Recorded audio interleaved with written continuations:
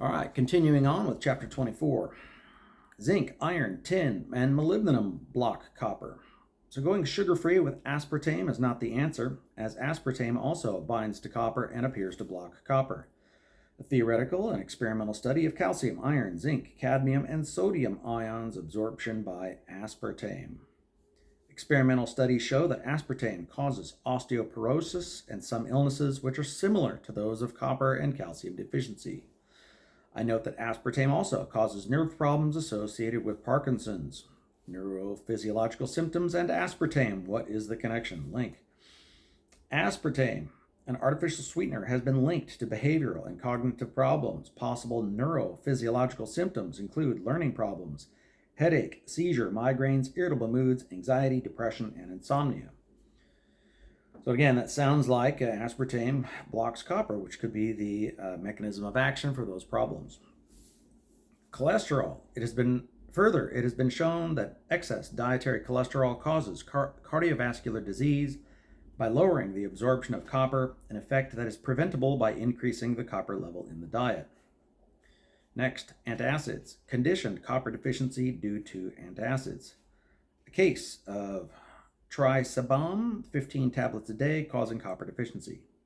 And another case, severe copper deficiency due to excessive use of an antacid combined with pyloric stenosis. Quote, link study, quote, a case of copper deficiency due to excessive use of an antacid. Copper deficiency disappeared after discontinuing of the antacid and beginning oral copper therapy. Next, on vitamin D blocking copper. Link, butternutrition.com, vitamin D supplement warning. Vitamin D lowers copper by lowering potassium and lowering ceruloplasmin by way of lowering vitamin A, both of which are needed for copper absorption. Vitamin D also raises calcium levels higher, which can also block copper. So we have three mechanisms of action there. Vitamin A is necessary for the production of ceruloplasmin, a protein that binds to copper to make it bioavailable. Unfortunately, vitamin D lowers vitamin A, which lowers ceruloplasmin, which makes copper biounavailable. So vitamin D is bad enough for its role in suppressing copper, but the bigger problem is that vitamin D calcifies the soft tissues, causing arthritis, heart disease, kidney calcification, and vitamin D suppresses the immune system. And remember, copper reverses all of those problems, so vitamin D could be causing those problems through the mechanism of inducing copper deficiency. And I have written an article on vitamin D as well, saying I'm skeptical of vitamin D. Here's the best study, proving that vitamin D is counterproductive in that it weakens bones and does not strengthen them. Stopping vitamin D increased bone calcium. Study title, Gains in Bone Mineral Density with Resolution of Vitamin D Intoxication. Conclusions, link in quote, conclusions, occult vitamin D intoxication was detected in patients who were using dietary supplements that contained an unadvertised high level of vitamin D. Resolution of vitamin D intoxication was associated with a rebound in bone mineral density. Next, niacin. Copper binds to niacin. There is a copper niacin supplement out there. I believe it is vastly overpriced and contains way too little copper. I have taken niacin. I have felt very tired on high niacin at only 1,500 milligrams. Copper gives us energy, in contrast. I just felt that I couldn't get energy from my copper when I was taking that much niacin. Niacin is reported to make people tired, so it's not just me.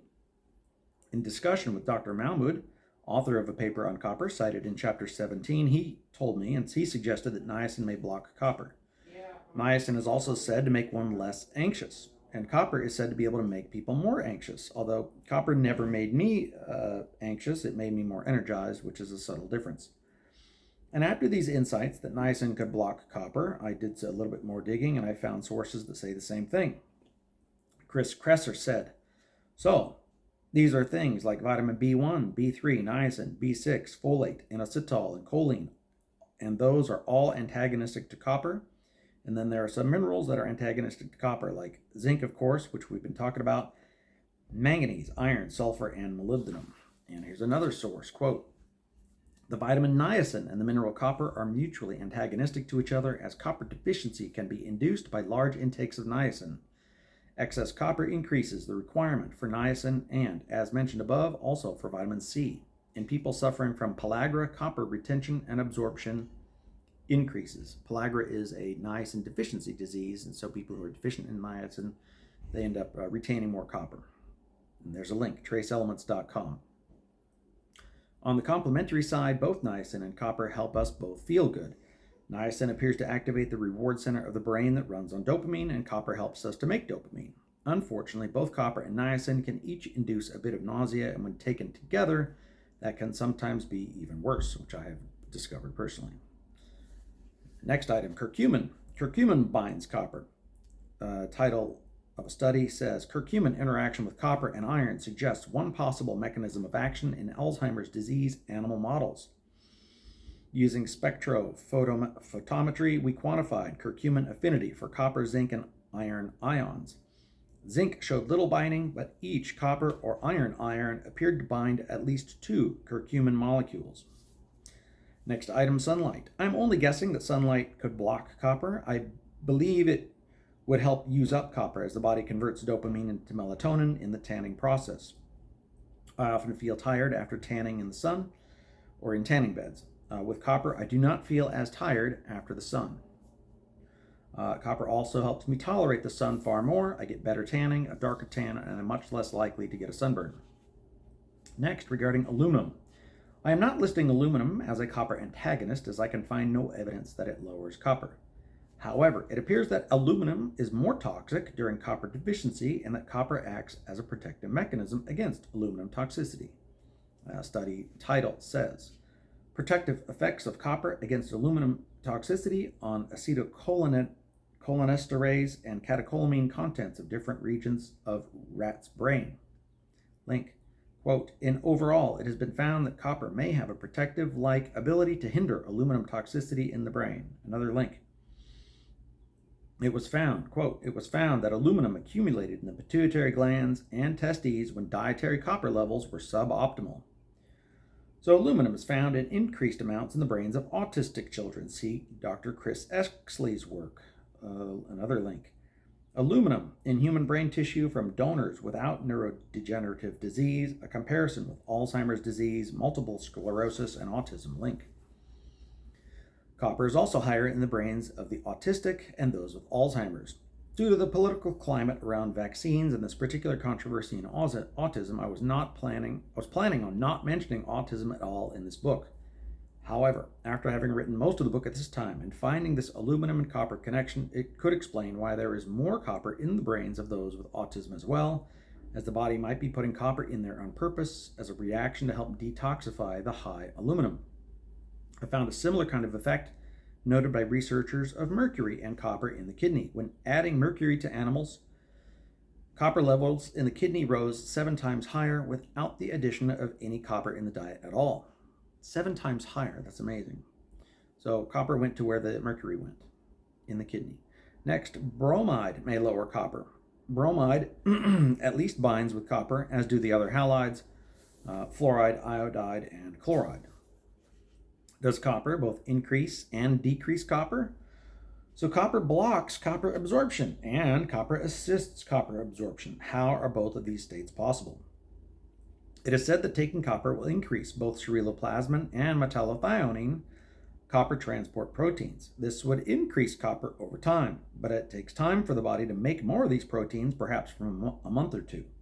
Some studies show that taking copper increases ceruloplasmin, others see no effect. On the other hand, when copper intake increases from about 1 milligrams to 10 milligrams, copper absorption does not go up tenfold, instead it only doubles. But this has only been studied in the short term. They don't know what happens in the long term. Perhaps in the long term, we can absorb more copper from taking more copper after we make more copper transport proteins. And yes, final note, I lost the source, I apologize, but copper deficiency over several generations in rats appears to reduce the ability of the rat to absorb and use copper. At first, I thought this was extremely discouraging, which is why I lost the source. But a day later, I realized the flip side. This also may explain why we all need more copper than humans historically needed, given it has now been several generations of humans who have been copper deprived through depleted food, extra iron fortified food, and fluoridated water. My father and his father were also both alcoholics, and I battled that as well, and alcohol depletes copper, among all the other things we cannot avoid. And maybe this reduced ability to absorb copper is simply one of those things that takes time to fix. Studies are often done over far too short of a duration to really know what happens. And again, it's only reduced ability, not zero ability. And that's the conclusion of chapter 24. Thank you very much.